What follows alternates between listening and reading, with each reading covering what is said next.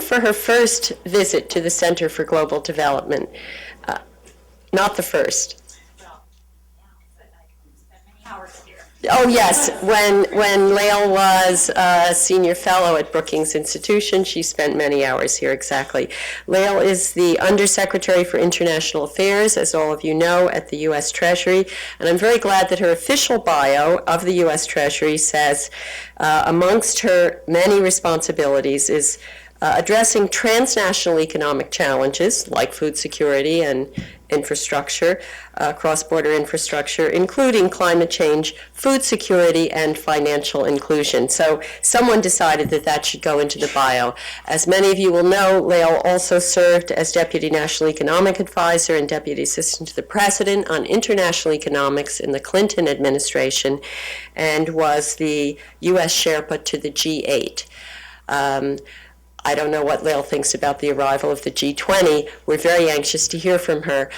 I'm a long admirer of Lael as one of the key people. We have the benefit in the U.S. of having had many senior officials at the U.S. Treasury going back to the Clinton years and through the Bush years, who not only are interested in international monetary affairs and financial issues, but have deep experience and have given their own intellectual, analytic skills to the development challenge that we all face. With that, I welcome Lael. Thank you for coming.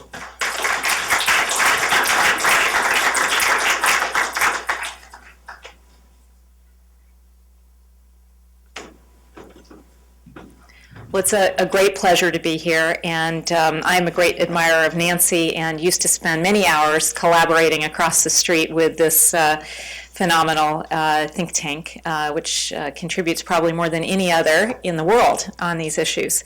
I am sort of coming fresh from, will return to the spring meetings of the World Bank and the IMF, the G7 ministerial, the G20 ministerial.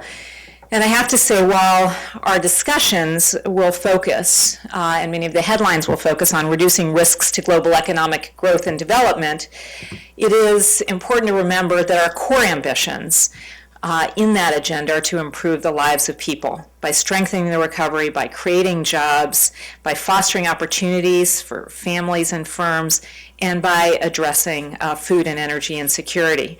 From the students in Egypt and Tunisia who are simply seeking quality jobs so they can start families, own houses, to the rural farmer in Sierra Leone who can send her girls to school if she earns a little more from her crops, these are the results that we're seeking to deliver. This is especially true for our African partners who are growing but confronting the twin challenges of infrastructure and food security. The Africa of today is an Africa that is by and large open for business. It's a continent of opportunity. It's a continent that is undergoing profound economic change. And in the Obama administration, we have really worked hard to be partners, to recognize the vitality of African economies and the surge of the entrepreneurial spirit, while recognizing that there are critical challenges to further growth. And we are trying to orient our efforts to work with our African partners to help address these challenges. Africa's infrastructure challenges are particularly great. The strong growth of the last decade has only underscored the need for more and better infrastructure, particularly in the power and transport sectors. And of course, addressing those bottlenecks in infrastructure is critical for increasing growth, for increasing competitiveness, for increasing job opportunities, and for making sure that people can achieve their aspirations. Food security remains another distinct challenge. While Africa is growing and urbanizing, the growth is not equally shared, and we know that more than 67% of Africa's population lives still in rural areas and is dependent on agriculture for livelihoods. Given the vast infrastructure needs in Africa, the large scale of financing required to fund and implement the projects, and the very high importance we place on strong safeguards and environmental standards, we need to work together with our African partners through the multilaterals primarily, also with bilateral support, and also increasingly through domestic resource mobilization. We're working through the MDBs to make sure that they scale up their assistance, particularly focused in this challenge. The World Bank and the African Development Bank are currently the largest sources of financing for infrastructure projects other than African governments themselves. In 2009, the financing reached about $9.2 billion for the continent, and that is up from $1.7 billion just a few years prior to that in 2003. It is worth noting, however, that non-traditional donors such as China are playing an increasing role, but they do so without the very strong procurement standards and the environmental standards that we've worked so long to achieve in the multilateral development banks. Just to look quickly and broadly at the impact of this lending, African Development Bank projects completed in the past 5 years have led to the development, completion of nearly 5,000 miles of roads, 200 megawatts of power generation, and new electricity connections to 16 million people. That is transformational. It means small farmers and manufacturers in some areas can now get their products to ports and to consumers. It means children can study into the evening hours, crime is reduced, and more hours that businesses can stay open. All of this is precisely the foundations for the kind of self-sustaining economic growth that we all seek along with our African partners. The administration is now very focused on increasing the focus on this important challenge and also increasing investment. There are 15 landlocked countries in Africa, the highest of any region, and linking up these countries to their neighbors and through them to ports and to the global economy is going to require vast infrastructure investments in the years ahead. That's why we're working with the G-20 to ensure that the multilateral development banks provide more early stage financing to develop a pipeline of bankable projects. It's a part of the value chain that is quite costly and very difficult for individual countries to undertake on their own. And also that they help countries focus on the right institutional and financial environments to leverage domestic resources. Because regional infrastructure is such a vital part of this equation, as part of the President's new development policy, we have a particular focus on the East African community, a group of 5 countries that are making rapid progress on the integration agenda. If we succeed, that will provide a model for us working with other sub-regional groups in Africa. The EAC, which formed a common market last year, has shown its commitment to regional integration, and we are responding with an initiative that requires collaboration from across the U.S. Government.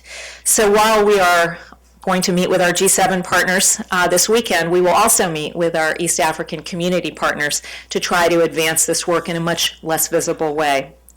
So we're including the U.S. Trade and Development Agency, OPIC, the trade agencies, and of course Treasury provides, along with the mobilization from the multilateral development banks, we have technical advisors that are working with the East African community on their integration efforts. But again, it's going to be the multilateral development banks that do a lot of the resource mobilization from the multilateral community. And in the most recent replenishment of the African Development Fund, we worked very hard with President Kaberuka to secure a large increase in resources to support regional projects. And as you know, this is trying to address the problem that these institutions and often bilateral donors make loans and investments on a bilateral basis. But if you're going to support regional infrastructure, you have to solve that problem of how to make it in each country's interest to be supporting projects that have regional benefits. And we are also working with IDA so that they can do regional matches. Secondly, on the challenge of food security, it's a second fundamental focus of our development efforts, particularly in Africa and also around the world. Helping smallholder farmers grow and earn more through the use of better seeds and fertilizer, better transportation links to market, better irrigation systems is critical for sharing Africa's growth more broadly and helping millions climb out of poverty. The current run-up in global food prices, the second sharp increase in just 3 years, underscores the urgency of this challenge. As part of President Obama's Feed the Future initiative, we are specifically focused on using multilateral tools. And in particular, we led efforts to establish an innovative new trust fund called the Global Agriculture and Food Security Program. It's a multi-donor trust fund that provides long-term financing to underwrite countries' own agricultural development strategies. It's innovative, it's nimble, it's moved financing quite quickly for an entity of this type, and it reflects to the greatest extent possible best practices that we've learned from places like the work that CGD undertakes. Country ownership, demand-driven. It has civil society organizations sitting on the board alongside donors, and investments that are based on comprehensive agricultural plans. It also has donors that cross the spectrum. We have emerging markets alongside advanced economies, and we have private philanthropists along with official donors. We've got South Korea, Canada, Spain, Australia, of course the US, and the Bill and Melinda Gates Foundation sitting together with recipient countries and with civil society organizations from the North and the South to determine funding priorities. The fund's investments in Rwanda are at work as smallholder farmers build hillside terraces that are improving irrigation and minimizing the efforts of erosion to enhance agricultural productivity in the Lake Kivu region. We are very supportive of the fund's efforts despite our budgetary strains, and so we're very pleased that we just secured an additional $100 million to contribute to the fund, which will help them continue to fund a rich pipeline and allow them to award grants to some of the 20 African countries that had submitted proposals. Finally, I would say beyond these immediate challenges, I just want to note the importance that we place on the multilateral development banks more generally. Investments through the multilateral development banks, through IDA, are some of the most effective investments today, and we saw that confirmed in the recent study that was undertaken here at CGD with the partnership of Brookings on the quality of official development assistance. And it's very helpful to us to have results like this to be able to both improve programs and also to demonstrate effectiveness. As you know, we're in the middle of intense debates in the United States about how best to utilize scarce resources. We believe, and I think the research suggests, that these investments are proving to be some of the best made by our nation. You know, if you look two decades ago, which is the last time the World Bank was replenished, President Reagan made the request for about $420 million of paid-in capital from the United States. Over the subsequent 20 years, that $420 million has leveraged $325 billion in investments. And as you know, over that time period, we saw the integration of the former Soviet Union, Central Europe and Eastern Europe. We saw these institutions as countries made the transition from conflict to secure and increasingly stable nations, from Bosnia to Iraq, from Liberia to Afghanistan. And of course, one can't help but be very focused on the transitions, the historic transitions that are now underway in Egypt and Tunisia. And again, you know, we met with the multilateral development banks and we asked them to be on the front lines of providing a new growth model for these economies, a growth model that's much more inclusive with much stronger economic governance. So let me just conclude by reminding us of President Obama's visit to Ghana when he said, just very self-evidently, development in Africa is also in our own interest. For if people are lifted out of poverty and wealth is created in Africa, new markets will open for our goods. By helping African partners build roads and railways, generate electricity, feed their families, and improve agricultural sustainability, we're building a stronger future for all our families. So thank you very much for the work you're doing here and more broadly, and we look forward to working with you. Thank you.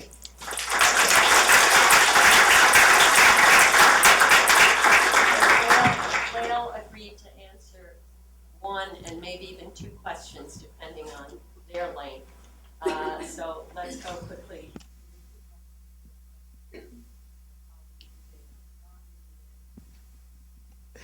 Good morning. Thank you, Nancy. Allison Johnson, very good to see you. I'm an international political economist, and I really enjoyed your speech because it actually wrapped up our morning sessions and really gave us a U.S. perspective. And I'm really interested about some suggestions that came up this morning about leveraging more capital. We know unleashing capital across the world really changes the prospects for development. Could you speak to a challenge that we have in being able to motivate sovereign wealth funds and other sources of major finance, and actually CGD's had a few conferences on this. And part of the restraint is there aren't mechanisms which can pool funds together where each one can perhaps have 10%. Could you speak to anything that's coming out of the spring meetings this week or the G-20 discussions to leverage more private sector funding so we go from $325 billion to $3 trillion, which is really what we need? Thank you. Thanks, Nancy. My question was actually about the Global Agriculture and Food Security Program. One of the most exciting things about this new initiative is the private sector window. And those of us who are doing work with agricultural entities in the private sector are sort of eagerly awaiting some guidance on how exactly this window is going to be used. And that's really the question is, when is the money from this window going to begin to flow? And even more important, when is there going to be some sense about how and what type of projects will actually be utilized? And I think, in addition, sort of what is the overall envelope for not just the private sector window, but the fund as a whole in terms of total dollars? So, well, on both things, let me just say that, as is kind of the U.S. tradition, we're obviously, it's kind of our sort of proclivity, and we continue that great tradition of trying to leverage in the private sector wherever possible, recognizing that ultimately the large majority of investment funding for infrastructure, for agricultural productivity is ultimately going to be coming not just from the international private sector, but from domestic private sectors as well. And what we're trying to do is unlock that process that then generates the ability to sustain these investments and deepen them going forward.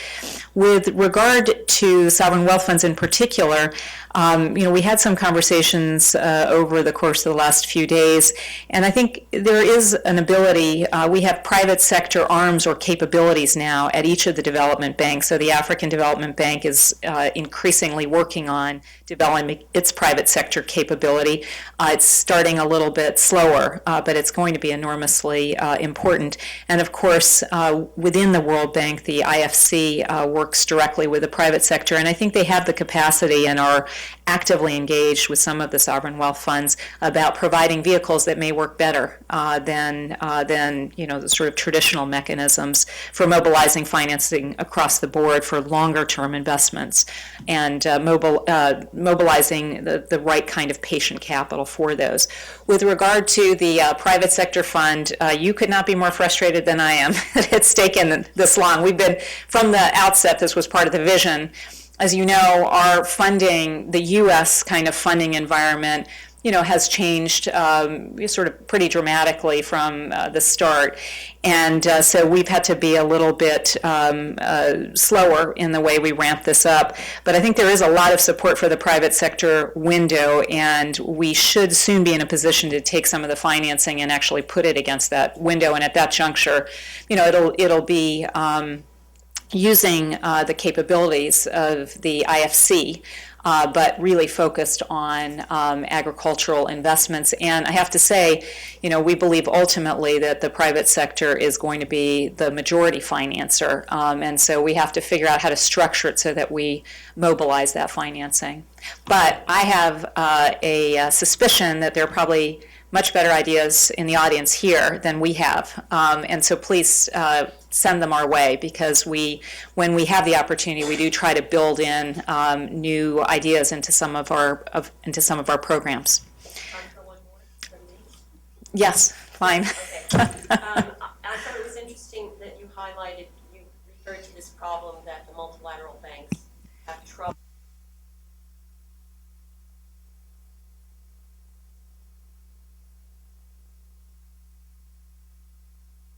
I think in particular, my impression is, but you might correct me, that the African Development Bank has outperformed the World Bank for one reason or another. But the question I wanted to ask is, how will you in the Treasury manage the tension, particularly with these large infrastructure investments across borders, with Congress, which continues to demand, we have the impression, the kind of emphasis on safeguards, which taken too far makes it extraordinarily difficult, among other reasons why it's difficult to set up cross-border major investments. How do you see that going forward?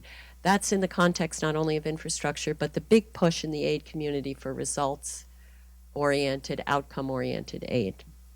So, well, let me just speak to the infrastructure piece of it and say that, we are making some progress, both in the African Development Bank and through IDA, but it does require new models, again, because the traditional model is to lend to the sovereign. And the sovereign can only, is only going to take up as much of their IDA allocation that they can sort of see the direct benefits. Now, one of the ways that you address the quality issue is by working with sub-regional groupings that have demonstrated their capacity and their commitment, both by national governments putting money against projects on their own cognizance that are regionally coordinated, but by progressive development of the regional governance mechanisms that are ultimately going to be needed to provide the safeguards on those projects. And so it really is, in part, it's an area where we can go farther and faster the more effectively a regional subgrouping moves, and usually it's because the members see the benefit. You often have some of the leading ministers or leaders among some of the countries who really see the vision for why this is going to help propel their country's growth to a new level. And in those cases, it's easier for the multilateral development banks to satisfy all the criteria they need to satisfy and that we need to satisfy to make sure that these are really sound investments of U.S. taxpayer funding. But, again, by virtue of going through the multilateral development banks, we get social impact studies, environmental impact studies, transparent procurement standards, and those are things that can be satisfied in the context of individual countries engaging in regional infrastructure projects. So we feel like there's a lot of potential there. We need to mobilize more financing, but I think it's one of those processes that will build on its own success. So thank you. It's a pleasure to be here. Appreciate it.